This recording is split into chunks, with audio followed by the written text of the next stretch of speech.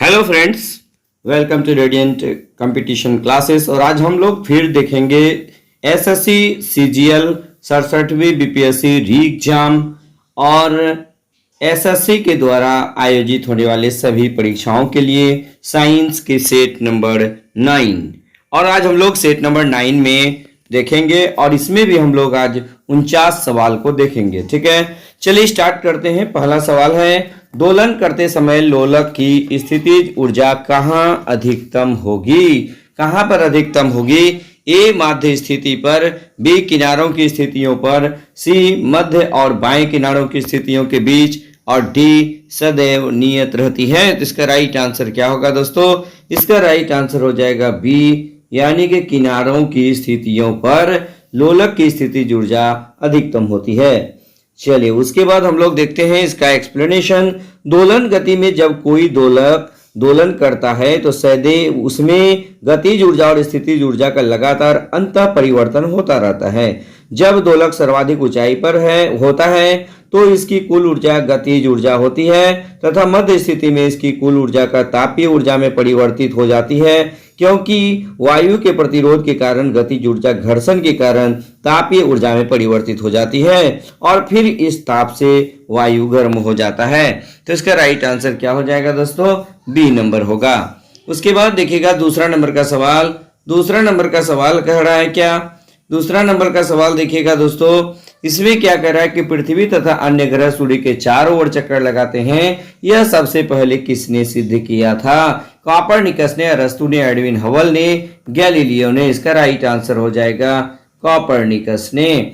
और इसके बारे में मैं बता दूं कि अरस्तु को ये क्या कहा जाता है? अरस्तु को फादर ऑफ जूलॉजी या फादर ऑफ बायोलॉजी कहा जाता है। गैलीलियो ने सबसे पहले दूरबीन का आविष्कार किया था। एडविन हबल ने यह कहा था कि ब्रह्मांड लगातार विस्तारित होता जा रहा है, फैलता जा रहा है। तो सभी ऑप्शन के बारे में आपने देखा। ठीक है, उसके बाद देखिएगा 3 नंबर का सवाल। 3 नंबर का सवाल क्या कह रहा है दोस्तों? देखिएगा इसमें कह रहा है कि यदि जल को 10 डिग्री सेंटीग्रेड से 0 डिग्री सेंटीग्रेड तक ठंडा किया जाए तो जल का आयतन 4 डिग्री सेंटीग्रेड तक तो कम होता, फिर बढ़ेगा। उसके बाद देखिएगा जल का घनत्व लगातार बढ़ेगा और 4 डिग्री सेंटीग्रेड पर अधिकतम हो जाएगा। उसके बाद देखिएगा उस राइट आंसर इसका की ऑप्शन नंबर सी क्या है? जल का आयतन पर लगातार घटेगा और 4 डिग्री सेंटीग्रेड पर न्यूनतम हो जाएगा। जल का घनत्व 4 डिग्री सेंटीग्रेड तक घटेगा और फिर बढ़ेगा। इसका राइट आंसर देखिएगा दोस्तों 3 नंबर का ए नंबर राइट होगा, यानी 3 नंबर का ए नंबर सही होगा, यानी कि जल का आयतन 4 डिग्री सेंटीग्रेड तक तो कम होगा फिर बढ़ेगा, यानी 3 नंबर का राइट आंसर ए नंबर होगा। चलिए उसके बाद देखिएगा चौथा नंबर का सवाल। चौथा नंबर क्या कह रहा है दोस्तों? देखिएगा विद्युत परिपथ में आमीटर समानांतर क्रम में तथा वोल्टमीटर श्रेणी क्रम में जोड़ा जाता है। आमीटर श्रेणी क्रम में तथा वोल्टमीटर समानांतर क्रम में जोड़ा जाता है। आमीटर तथा वोल्टमीटर दोनों ही समानांतर क्रम में जोड़े जाते हैं और आमीटर तथा वोल्टमीटर दोनों ही श्रेणी क्रम में जोड़े जाते हैं। तो 4 नंबर का राइट आंसर क्या हो जाएगा दोस्तों? 4 नंबर का राइट आंसर हो जाएगा बी नंबर। 4 नंबर का बी नंबर करेक्ट होगा। आमीटर श्रेणी क्रम में तथा वोल्टमीटर समानांतर क्रम में जोड़ा जाता है। चलिए उसके बाद देखिएगा 5 नंबर का सवाल। 5 नंबर क्या कह रहा है? एक अर्धचालक वह पदार्थ है जो धारा प्रवाह एक दिशा में होने देता है किंतु विपरीत दिशा में नहीं। विद्युत रोधी से अधिक चालकता रखता है परंतु पूर्ण चालक से कम रखता है। केवल एक प्रकार के वाहक को इसके द्वारा गुजरने देता है। तो राइट आंसर क्या हो जाएगा दोस्तों?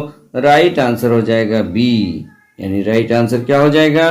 बी। विद्युत रोधी से अधिक चालकता रखता है परंतु पूर्ण चालक से कम रखता है। उसके बाद देखिएगा 6ठा नंबर का सवाल। 6ठा नंबर का सवाल क्या कह रहा है? देखिएगा कि निम्न विद्युत चुंबकीय तरंगों में से किसकी आवृत्ति अधिकतम होती है? एक्स किरणों की, उसके बाद डेल्टा किरणों की या गामा किरणों की, परावैंगनी किरणों की, अवरक्त किरणों की। तो इसका राइट आंसर क्या हो जाएगा दोस्तों? ये गामा किरणों की, यानी कि ऑप्शन नंबर बी करेक्ट होगा। उसके बाद देखिएगा 7 नंबर का सवाल। 7 नंबर क्या कह रहा है दोस्तों? एक बार देखिएगा। इसमें कह रहा है कि यदि किसी तार की त्रिज्या आधी कर दी जाए तो उसका प्रतिरोध आधा रह जाएगा, 2 गुना हो जाएगा, 1/4 रह जाएगा, 1/16 गुना हो जाएगा। इसका राइट आंसर क्या होगा? 7 नंबर का डी, यानी कि देखिएगा 1/16 गुना हो जाएगा। ठीक है। उसके बाद देखिएगा अगला नंबर 8 नंबर का सवाल। 8 नंबर का सवाल क्या कह रहा है? किसी चालक के सिरों के बीच विभवांतर उसमें बहने वाली धारा के समानुपाती होता है। यह नियम है कूलॉम का नियम, फैराडे का नियम, जूल का नियम और ओम का नियम। तो राइट आंसर क्या हो जाएगा दोस्तों? ये डी होगा, ओम का नियम। यानी ओम का नियम क्या कहता है? किसी चालक के सिरों के बीच विभवांतर उसमें बहने वाली धारा के समानुपाती होता है। यह ओम का नियम है दोस्तों। ठीक है। उसके बाद देखिएगा 9 नंबर का सवाल, यानी 9 नंबर का सवाल देखिएगा दोस्तों, इसमें क्या कह रहा है? आइंस्टीन को नोबेल पुरस्कार निम्न में से किस कार्य के लिए मिला था? प्रकाश विद्युत प्रभाव की व्याख्या, सापेक्षिकता का सिद्धांत, इलेक्ट्रॉन की खोज, उपरोक्त में से कोई नहीं। इसका राइट आंसर क्या हो जाएगा दोस्तों? इसका राइट आंसर हो जाएगा ए, यानी कि देखिएगा प्रकाश विद्युत प्रभाव की व्याख्या करने के लिए आइंस्टीन को नोबेल पुरस्कार मिला था। उसके बाद देखिएगा 10 नंबर का सवाल। 10 नंबर क्या कह रहा है दोस्तों? एक बार देखिएगा 10 नंबर का सवाल। ठीक है। एक लड़की झूला झूल रही है, उसके पास एक अन्य लड़की आकर बैठ जाती है, तो झूले का आवर्तकाल घट जाएगा, बढ़ जाएगा, पहले घटेगा फिर बढ़ेगा। डी, अपरिवर्तित रहेगा। राइट आंसर होगा डी, अपरिवर्तित रहेगा। यानी एक लड़की झूला झूल रही है, उसके पास एक अन्य लड़की आकर बैठ जाती है, तो झूले का आवर्तकाल अपरिवर्तित रहेगा। ये याद रख लीजिएगा दोस्तों। ठीक है। 11 नंबर का सवाल देखिएगा। 11 नंबर क्या कह रहा है कि कार्नेलाइट किसका अयस्क है? ये मैग्नीशियम, जिंक, सोडियम, कैल्शियम। तो 11 नंबर का राइट आंसर क्या होगा? ए होगा, यानी कि मैग्नीशियम होगा। उसके बाद देखिएगा 12 नंबर का सवाल। 12 नंबर का सवाल देखिए क्या है? निम्नलिखित में से कार्बन की मात्रा का सही अवरोही क्रम चुनिए। पिटवा लोहा, ढलवा लोहा, मृदु इस्पात, मृदु इस्पात, कच्चा लोहा, ढलवा लोहा, कच्चा लोहा, मृदु इस्पात और ढलवा लोहा। इसमें कह रहा है क्या? मृदु इस्पात, ढलवा लोहा, कच्चा लोहा। तो राइट आंसर 12 नंबर का ए होगा, यानी कि देखिएगा कि इसमें अवरोही क्रम में घटता हुआ, यानी सबसे ज्यादा पिटवा लोहा में, फिर ढलवा लोहा में, फिर मृदु इस्पात में, यानी 12 नंबर का ए नंबर करेक्ट होगा। उसके बाद देखिएगा 13 नंबर का कि प्राकृतिक रबर को अधिक मजबूत तथा प्रत्यास्थ बनाने के लिए उसमें निम्नलिखित में से क्या मिलाया जाता है? ए सल्फर, बी क्लोरीन, सी फ्लोरीन और डी ब्रोमीन। तो इसका राइट आंसर क्या होगा दोस्तों? इसका राइट आंसर होगा सल्फर मिलाया जाता है। चलिए, यानी कि 13 नंबर का ए नंबर करेक्ट होगा। उसके बाद देखिएगा 14 नंबर का सवाल। 14 नंबर का है हेलोजनों में सबसे अधिक अभिक्रियाशील है फ्लोरीन, क्लोरीन, ब्रोमीन और आयोडीन। तो इसका राइट आंसर क्या हो जाएगा दोस्तों? 14 नंबर का ए नंबर करेक्ट होगा, यानी फ्लोरीन होता है। हेलोजनों में सबसे अधिक अभिक्रियाशील फ्लोरीन होता है। उसके बाद देखिएगा 15 नंबर का सवाल। 15 नंबर क्या कह रहा है कि निम्न में से कौन सा विद्युत चुंबकीय अचुंबकीय है? निकेल, जस्ता, कोबाल्ट और तांबा। राइट आंसर क्या हो जाएगा दोस्तों? राइट आंसर हो जाएगा इसका सी, तांबा होगा। धूप के चश्मे के लिए किस कांच का प्रयोग किया जाता है? धूप के चश्मे के लिए किस कांच का प्रयोग किया जाता है दोस्तों? इसका राइट आंसर क्या हो जाएगा? पायरेक्स, फ्लिंट, क्रुक्स और क्रिस्टल। राइट आंसर हो जाएगा सी, क्रुक्स कांच का प्रयोग किया जाता है। उसके बाद देखिएगा मिल्क ऑफ मैग्नीशिया का क्या होता है? Magnesium carbonate, sodium bicarbonate, calcium hydroxide, magnesium hydroxide. तो राइट आंसर क्या हो जाएगा? 17 का डी, मैग्नीशियम हाइड्रोक्साइड, यानी MgOH2 को मिल्क ऑफ मैग्नीशिया भी कहा जाता है। उसके बाद देखिएगा 18 नंबर का सवाल। 18 नंबर क्या कह रहा है कि रसायन प्रयोगशाला में उपयोग में लाया जाने वाला लिटमस किससे प्राप्त किया जाता है? हरी शैवाल से, कवक से, नीलहरित शैवाल से और सैक से। तो 18 नंबर का राइट आंसर क्या हो जाएगा?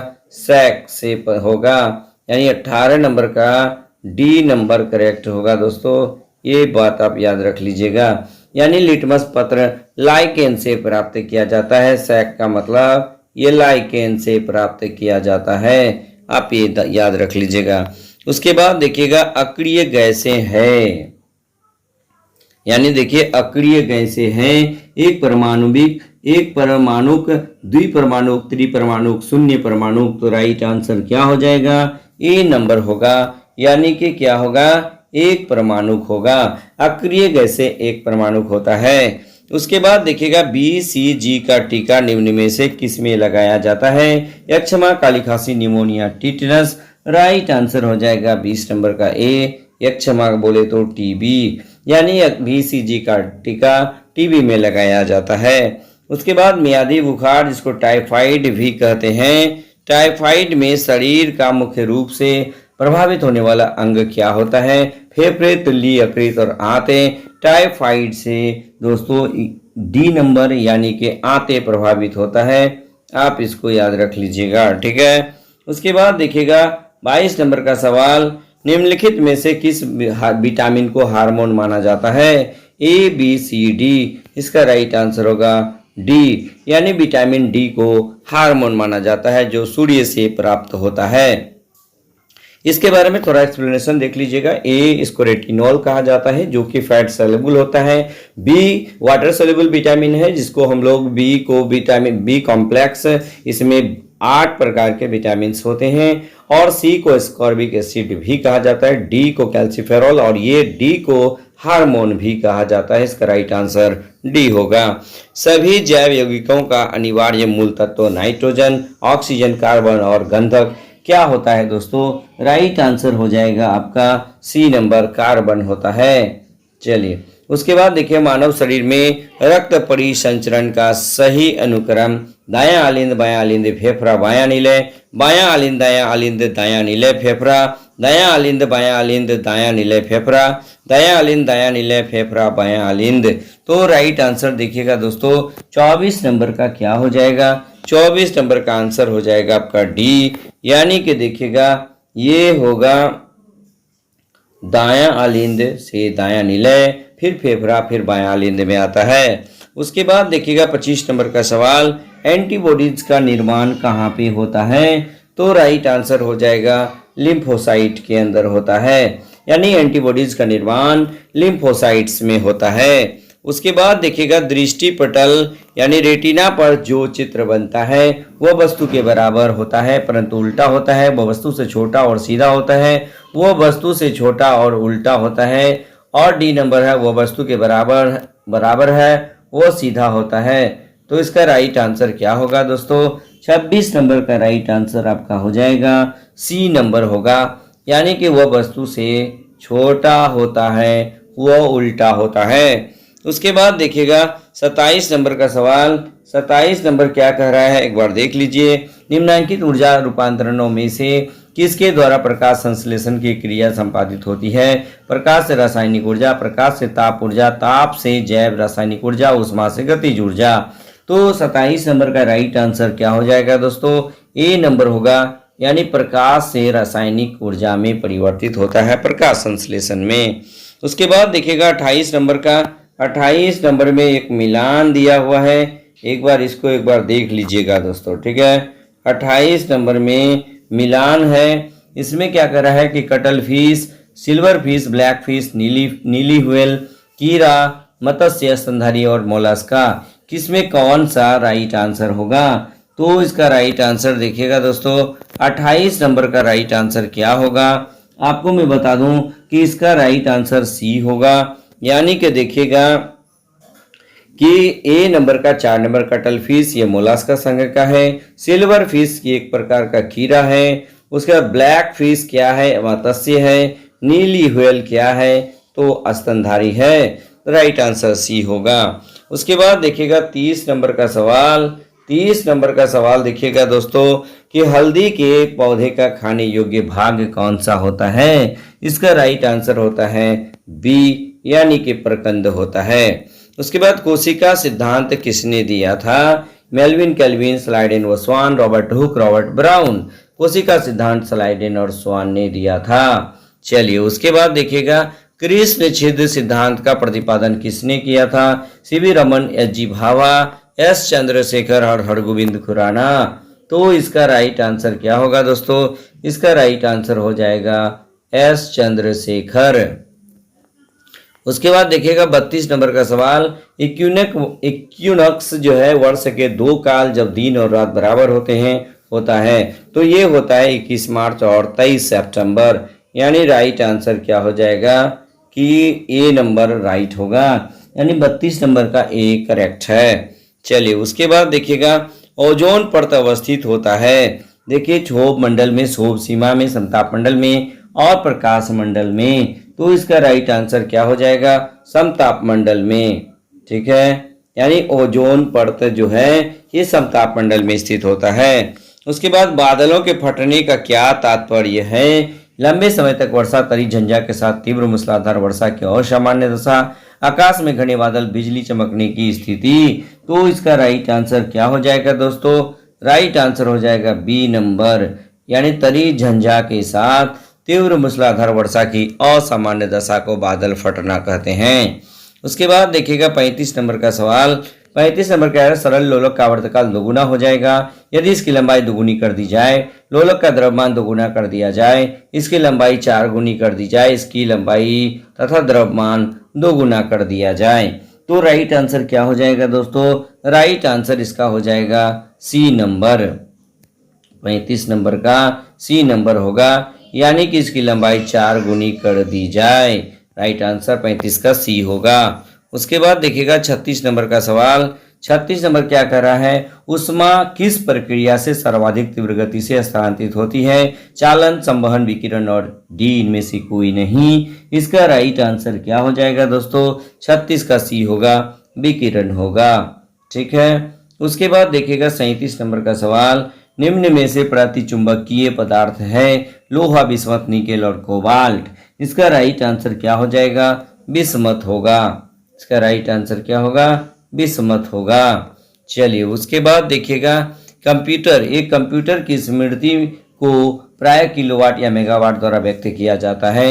एक बाइट है, एक बाइट क्या है दोस्तों, इसको एक बार आप देख लीजिएगा, यानी 38 नंबर का राइट आंसर ए होगा, 8 बाइनरी अंक। चलिए उसके बाद हम लोग देख लेते हैं 39 नंबर का सवाल। 39 नंबर कह रहा है क्या, निम्न में से कौन सा विद्युत अचुंबकीय है, निकेल, कोबाल्ट, जस्ता और तांबा। राइट आंसर इसका हो जाएगा सी, यानी कि जस्ता होगा। चलिए उसके बाद मिल्क ऑफ मैग्नीशिया, ये ऑलरेडी आ चुका है दोस्तों, इसका राइट आंसर क्या होगा, मैग्नीशियम हाइड्रोक्साइड। 40 नंबर का डी नंबर करेक्ट होगा, ये क्वेश्चन रिपीटेड है। ठीक है, चलिए उसके बाद देखिएगा कि 41 नंबर का सवाल देखिए, 41 कह रहा है कि किसी नाभिक में 13 न्यूट्रॉन है तथा इसकी द्रव्यमान संख्या 24 है तो परमाणु क्रमांक क्या होगा। अब जैसे देखिए 41 नंबर का राइट आंसर मैं आप लोग को बता दूं, राइट आंसर इसका तो 11 होगा। राइट आंसर क्या होगा, 41 11 होगा। ठीक है, लेकिन पहले इसका एक्सप्लेनेशन एक बार देख लिया जाए दोस्तों, कि इसमें क्या होता है कि यदि किसी नाभिक में न्यूट्रॉन की संख्या 13 है तथा इसकी द्रव्यमान संख्या 24 है तो परमाणु क्रमांक कैसे निकालेंगे। तो परमाणु क्रमांक बराबर प्रोटॉन की संख्या और द्रव्यमान संख्या बराबर प्रोटॉन की संख्या जो न्यूट्रॉन की संख्या होती है। तो द्रव्यमान संख्या मेरा 24 है तो P + 13 यानी P = 24 - 13 11 आंसर हो जाएगा। ठीक है, उसके बाद देखिएगा मैलकाइट निम्न में से किसका अयस्क है। 42 नंबर का राइट आंसर क्या हो जाएगा दोस्तों, ये नंबर हो जाएगा, यानी कि Cu कॉपर। चलिए उसके बाद हम लोग बता देते हैं 43 नंबर का सवाल, इसमें क्या है, निम्नलिखित में से किस विटामिन को हार्मोन माना जाता है। ये भी क्वेश्चन रिपीटेड है, यानी कि ये डी को हार्मोन माना जाता है। वृद्धि हार्मोन स्रावित होता है कहाँ से, थायराइड, थायराइड, जननांग, एड्रिनल और पिट्यूटरी। राइट आंसर हो जाएगा 44 नंबर का डी नंबर, यानी कि पिट्यूटरी से होता है। उसके बाद देखिएगा 45 नंबर का ईस्ट और मशरूम है, शैवाल, नग्नबीजी, फफूंदी, गांठदार जड़ें। इसका राइट आंसर क्या हो जाएगा, सी हो जाएगा, यानी कि फफूंदी होगा। उसके बाद देखिएगा 3-4 वर्ष के बच्चे में कौन से दांत नहीं होते हैं, किन तक। उसके बाद रदनक, अग्र चवर्णक और चवर्णक, यानी कि ये मोलर नहीं होता है। याद रखिएगा 3-4 वर्ष के बच्चे में चवर्णक यानी मोलर नहीं होता है। BCG का टीका नवजात शिशु को कितने दिन के भीतर लगा देनी चाहिए? राइट आंसर हो जाएगा सी, यानी जन्म के तुरंत बाद लगा दी जानी चाहिए। उसके बाद देखिएगा अगला सवाल, थियोलॉजी में अध्ययन किया जाता है विभिन्न धर्मों का तुलनात्मक अध्ययन, शरीर के रचनात्मक संगठन का, जीव जातियों के नामकरण व वर्गीकरण का, आहार व पोषण का। इसका राइट आंसर क्या हो जाएगा? ए नंबर हो जाएगा दोस्तों। यानी कि देखिए विभिन्न धर्मों की तुलनात्मक अध्ययन किया जाता है थियोलॉजी में। उसके बाद देखिएगा 49 नंबर का सवाल। 49 नंबर क्या कह रहा है, एक बार देख लीजिए इसको। 49 नंबर का सवाल है, सुमेलित करना है। जैसे पायरोमीटर से क्या करते हैं? उच्च ताप मापते हैं। तो ए का 2 कहाँ पे है, खोज लीजिए। ए और बी दोनों में है। एनीमोमीटर से हवा की गति, यानी बी का 4 यहाँ भी क्लियर है। हाइग्रोमीटर से आपेक्षिक आर्द्रता 1 नंबर यहाँ पे मिल रहा है, यानी कि राइट आंसर इसका क्या होगा? ए नंबर हो जाएगा। और क्रोनोमीटर से क्या हो जाएगा? नाव चालन। ठीक है, तो ये 49 सवाल मैं आज आप लोगों को सेट 9 के तहत कराया। ठीक है, तो आपको ये वीडियो कैसा लगा, ये सीरीज मेरा कैसा लग रहा है? यदि अच्छा लगे तो लाइक शेयर और कमेंट जरूर कीजिएगा और लगातार आप कमेंट कीजिएगा ताकि हम इससे प्रेरित हो पाएं और अधिक से अधिक अच्छे से अच्छे मटेरियल आप तक शेयर कर पाएं वीडियो के माध्यम से। ठीक है, बस आज के वीडियो में इतना ही। धन्यवाद।